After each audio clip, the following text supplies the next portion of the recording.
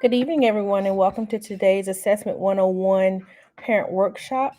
During tonight's meeting, we will talk about understanding state and local assessments and the proficiency levels students are expected to master, how parents can support student achievement, preparing for standardized tests, and interpreting assessment results. I would like to welcome you to tonight's meeting. My name is Dr. Deidre Elam, and I am our GHS Parent Liaison. If you would, during tonight's meeting, please make sure you mute your call so that we don't have any background noise or anything. And also, please keep your cameras off because we're going to be recording tonight's meeting. The facilitators for tonight's meeting, along with myself, are Ms. Pamela Davis, our GHS API, and Ms. Melanie Holder, who will be our GHS parent representative. Our ESOL teacher, Ms. Conger, shared information with us, and I'm going to be sharing that via a voiceover. She's going to talk about how ESOL parents can prepare their students for assessments that our ESOL students take, and how the data is going to be used.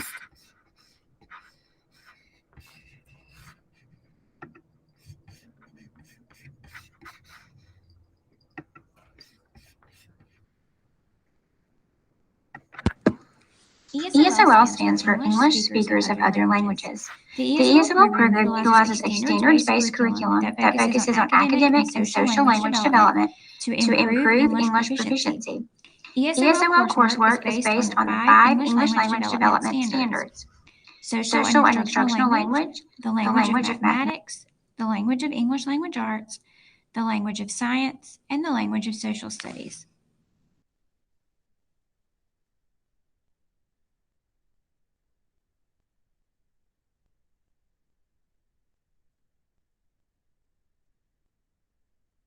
Georgia is a member of the WIDA consortium. WIDA stands for World Class Instructional Design and Assessment. Each year, English language learners participate in the WIDA Access Test for English proficiency. This test measures English proficiency in the 4 language domains: listening, reading, speaking, and writing. Scores on this assessment range from 1.0 to 6.0. Students who score 4.3 or higher meet the requirements to exit the ESOL program. Testing for this school year will begin in January. A parent letter will be sent home soon regarding testing. For more information, you can visit the following website or reach out to your student's ESOL teacher.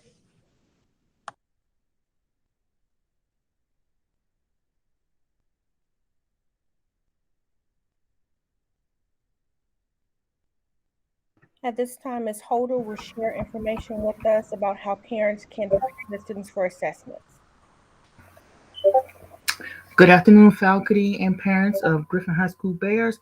I wanted to bring the attention to parents on how we are able to help prepare our students for these assessments. I want to bring your attention to the 2 links that are listed on here.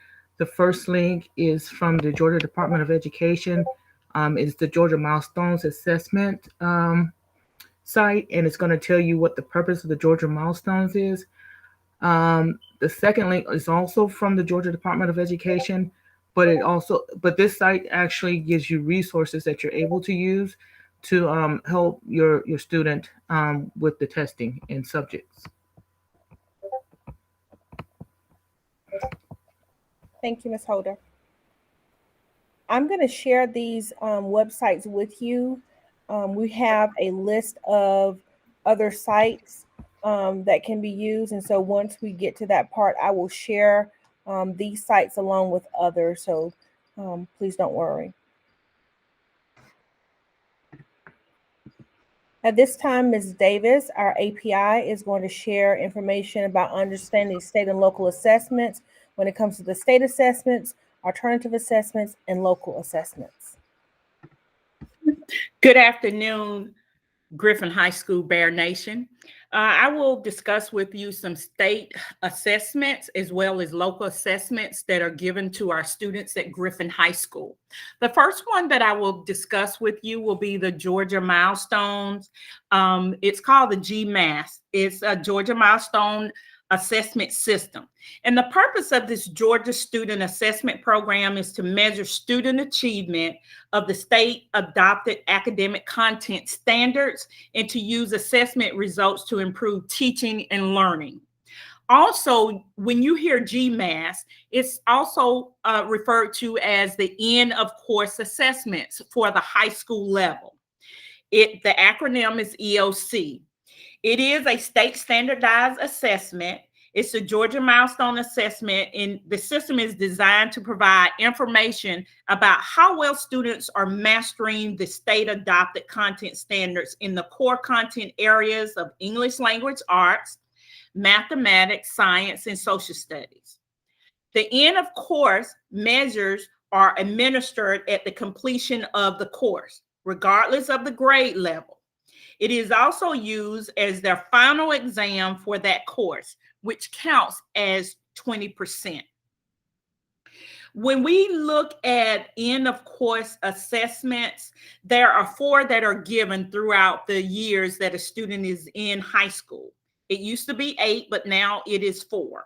So the 4 core content areas that they will be tested in by the state will be American literature and composition. Those students are in the 11th grade, Algebra 1, which is in 9th grade, biology, which is in 10th grade, and U.S. history is in 11th or 12th grade. It just depends on when your student comes into our school. Now, when results come back, there are 4 achievement levels on the Georgia Milestones. The first level, if you were to receive the scores and your student bring them home, beginning learners, that means they did not yet meet demonstration of proficiency. And that means that the student needs substantial academic support. The score usually ranges between 59 and below. Developing learners, it means that they demonstrated partial proficiency and they need additional academic support. And so those student scores would be between 68 and 79.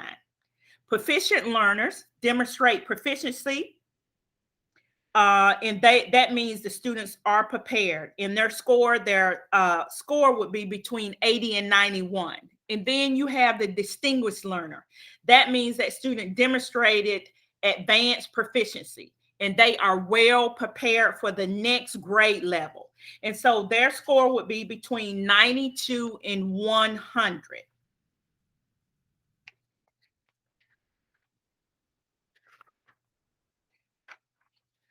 The next assessment I will talk about will be the Georgia Alternative Assessment. The acronym is GAA.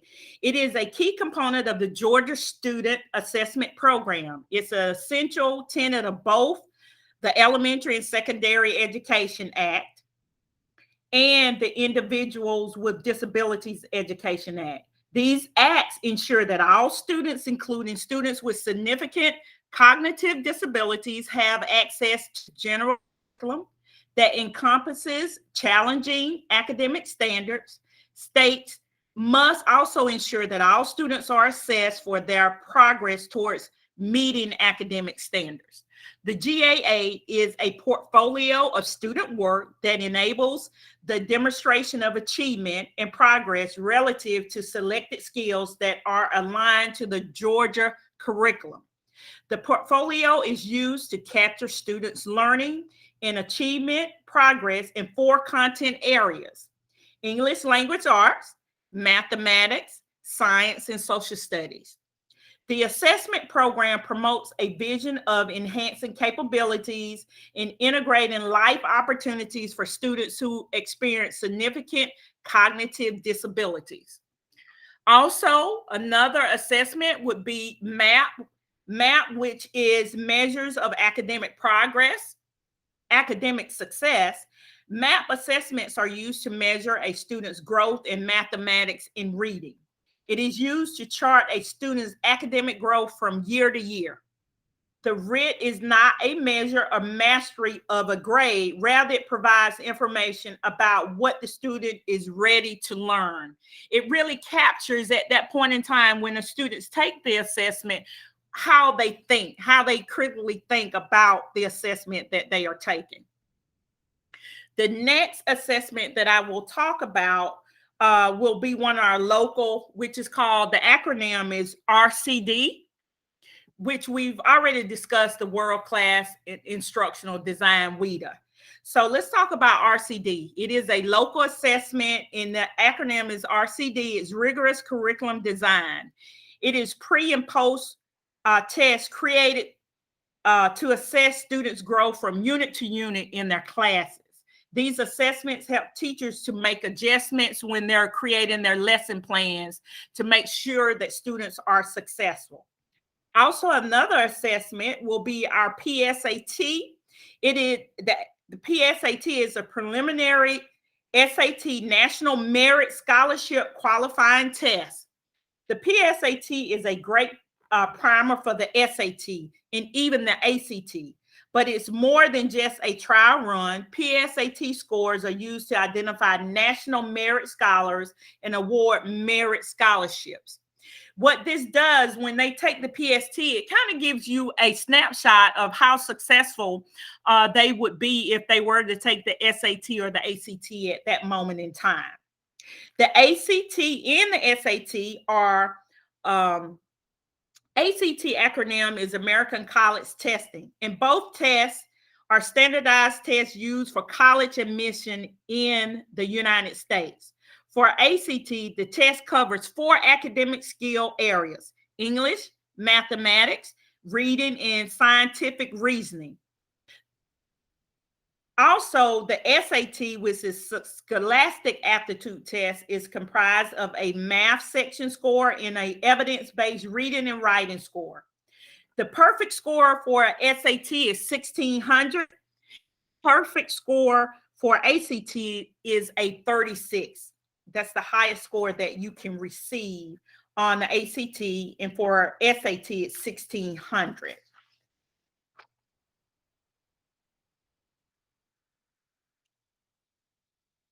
Also, we have advanced placement.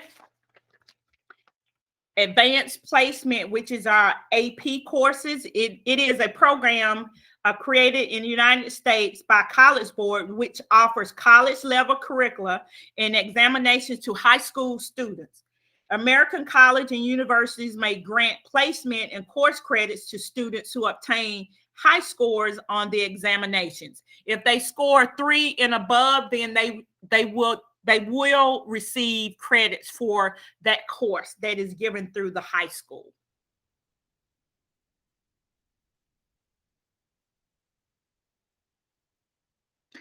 How parents can support student achievement. As Dr. Elam said, that they will push that out. It will be a link where you can click on and get those resources.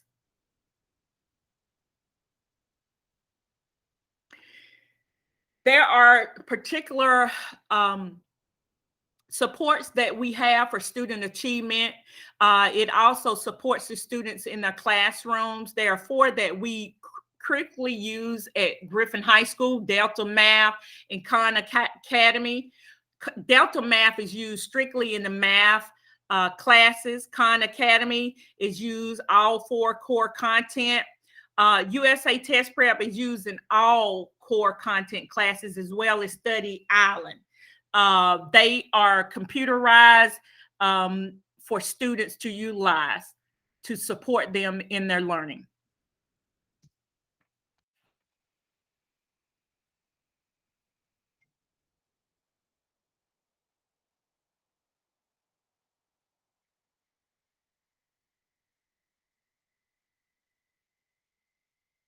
Okay, preparing students for standardized tests. From the Godot or the Georgia Department of Education, the website, there are practice tests and resources on that website that parents can go to at any time, as well as the students can go there. One of the things that we do prior to students taking end of course assessments, we print out practice test tickets, and teachers allow their students to practice with those test tickets to get a feel of how that test and kind of know how those questions will be.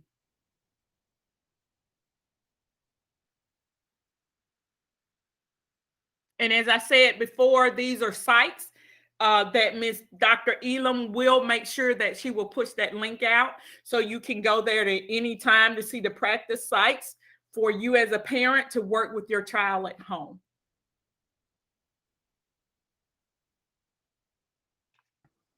Thank you, Ms. Davis.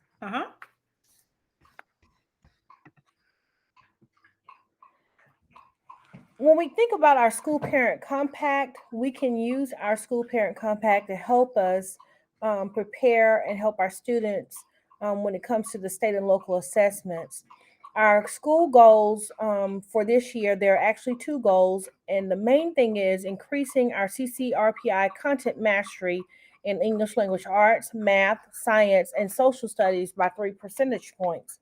And when we're looking at the family responsibilities, we're asking parents to attend parent workshops such as this one, so that you're able to acquire strategies and resources to help your students to be successful. And you can utilize those resources and those strategies at home when you're actually working with them.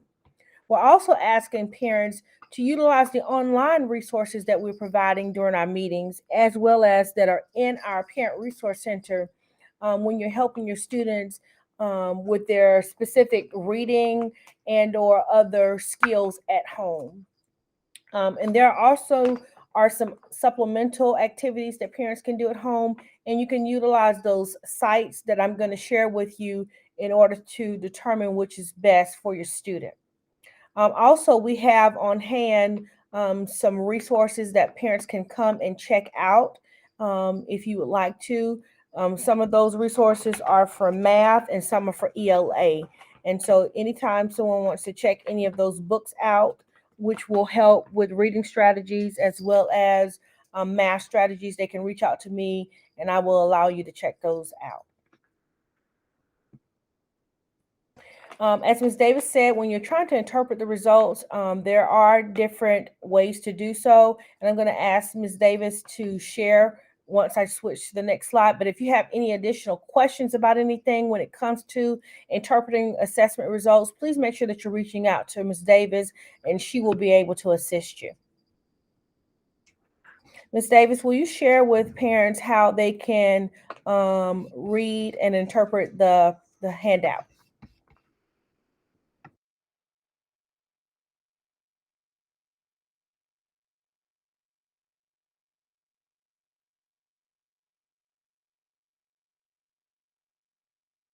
Ms. Davis?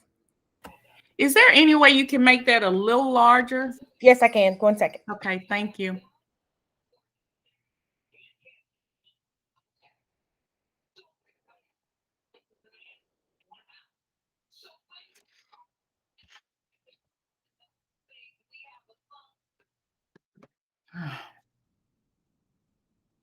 Sorry about that.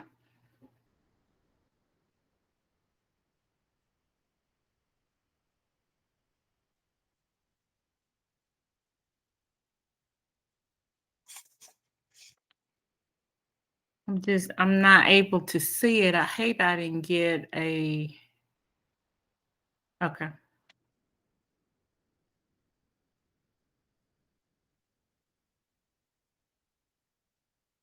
Okay, what I can share with you about this document, as you can see, it gives the students individual scores.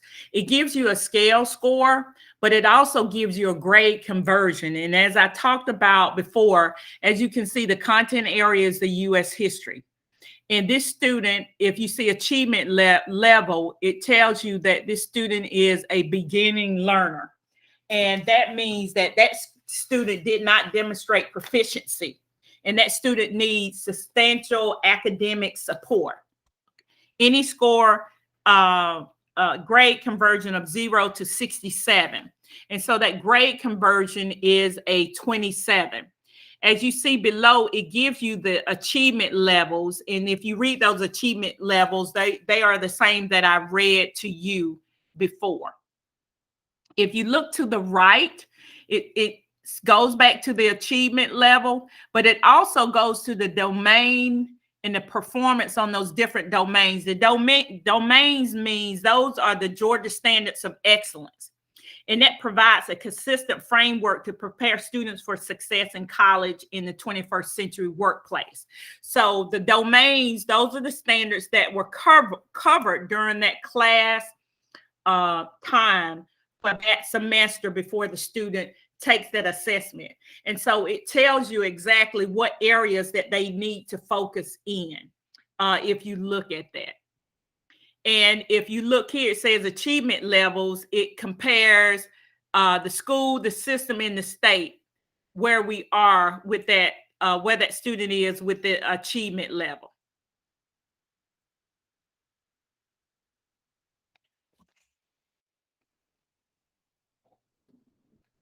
At this time, are there any additional questions for us when it comes to the assessments and or any of the resources or links that we've shared with you tonight?